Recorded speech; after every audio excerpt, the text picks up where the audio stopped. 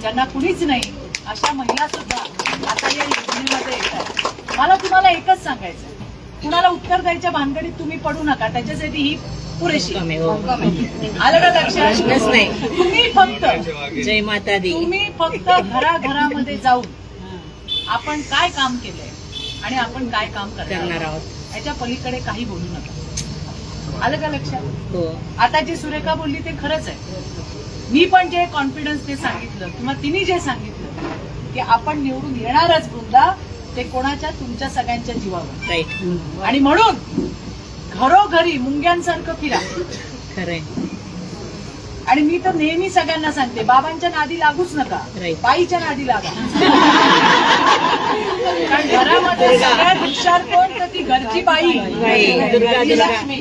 तिलाच बरोबर माहिती असतं आपल्या संसारासाठी चांगलं काय आणि वाईट काय.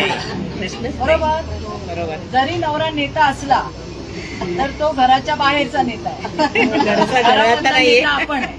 त्यामुळे एक बाई आपण फोकस ठेवला, ती आपल्याकडे आली तर मैत्रिणींनो अख्खं घरदार आपल्याकडे येतं. आपल्याला कोणाला फसवायची आपली मनीषा नाहीये. आतापर्यंत आपण करत आलो. मोदीजींच्या जितक्या योजना आहेत त्याच्यातल्या 35% योजना फक्त महिलांसाठी आहेत.